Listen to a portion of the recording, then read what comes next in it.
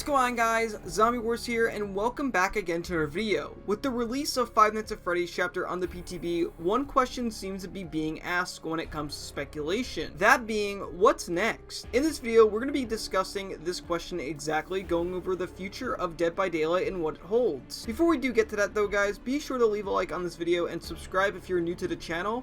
I cover Dead by Daylight news, speculation, and more, and I'd love to see some new awesome faces on the channel. So, what is next for Dead by Daylight?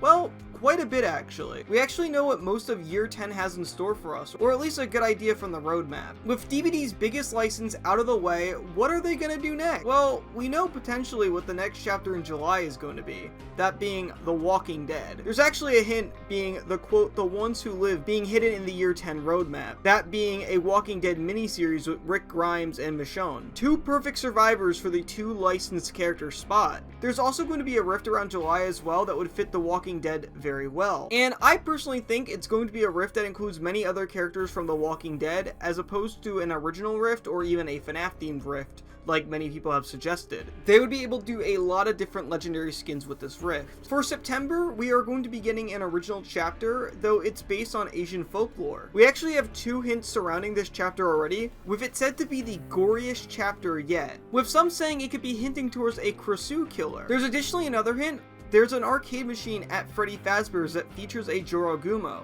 a shape-shifting spider woman. I actually hosted a poll on my channel and most people seem to believe it's hinting towards a Jorogumo. However, I think this could still very well be a red herring and might be a Krosu.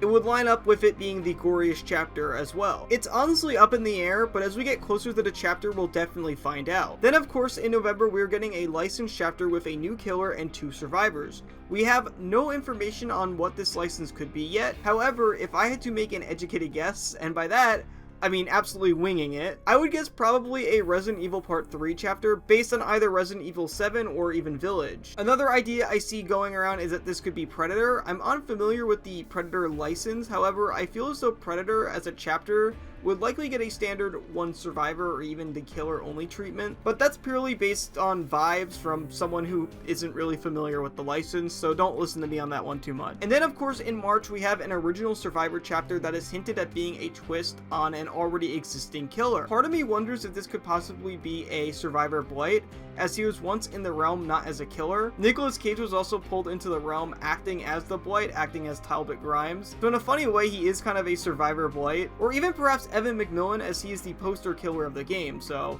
it would make sense if they made him into a survivor for the chapter. It could also just be something completely different. It might not just be a killer as a survivor, it could be someone from the killer story, but personally I've always wanted a killer survivor, so I think this would be a really cool thing they can do. But we're not here to just talk about Year 10, we need to talk about the bigger picture.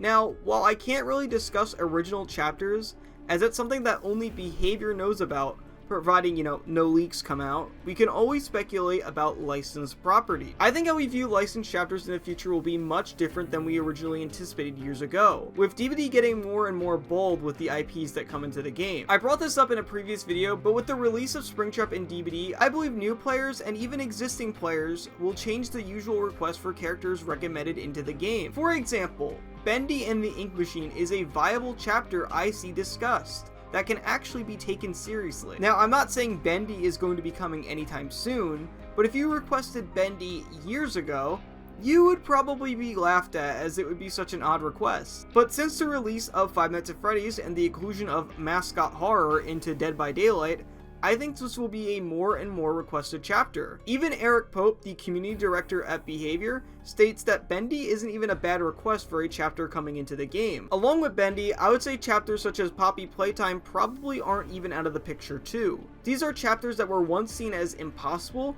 coming into DBD, now made possible with the inclusion of Five Nights at Freddy's in Dead by Daylight. And as someone who wasn't really super into Bendy coming into Dead by Daylight, as I'm not really too big into Bendy, I will say, my reasonings for not wanting Bendy coming into Dead by Daylight are the same ones people have had for Five Nights at Freddy's, so why would I repeat the cycle? So in my opinion, Bendy in Dead by Daylight is Zombie Wars approved. Similarly, going back to Tokyo Ghoul, with the success of that chapter, I think it's likely we'll see more anime licenses coming into the game. Not just as cosmetics, but as full chapters. Think of legendary series such as Death Note, Chainsaw Man, Demon Slayer, all making their way into the fog at some point. Years ago, this would be seen as a joke, but with how well Tokyo Ghoul was translated into Dead by Daylight, and with its literal financial success, with Ghoul even taking over Albert Wesker as the most played killer at one point, having an even higher pick rate than Albert Wesker, it's not that shocking that behavior would want to match the energy that people had for that chapter. Even chapters that were seen as dead in the dirt on entering the fog, such as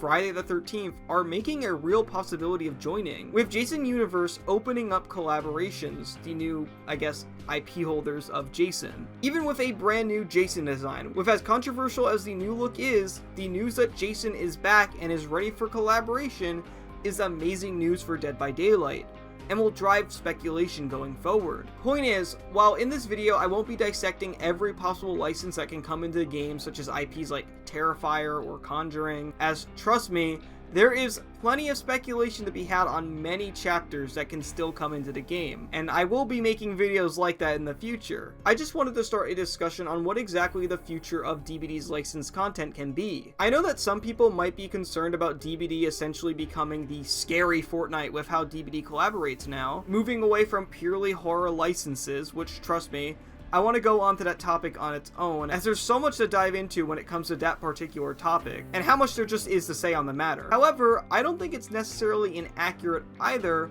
when it comes to the future of speculation. Things have opened up a lot, and a lot of properties once seen as either impossible or not fitting are actually a real possibility now, and even are very likely. And with what I would argue the kings of requested chapters coming into the game, that being FNAF and The Walking Dead, that leaves very few established choices, like Jason and Pennywise. We all know we're probably not going to get Pennywise. So while this game isn't running out of licenses per se, the choices are going to widen up a lot more than the game was once confined to. But that's pretty much all I wanted to talk about, guys. This is a topic I find really interesting because with FNAF here now, I was just kind of left with this feeling of what now? Because I've been wanting FNAF for so long, it's been on the top of my speculation, and now that it's here, it's like, what do I speculate about now? Personally for me, I'll always advocate for a Baldur's Gate 3 chapter, but I know that's not exactly on everyone's radar. But let me know what you guys think of this. Are you guys excited for the future of licensed content coming into the game?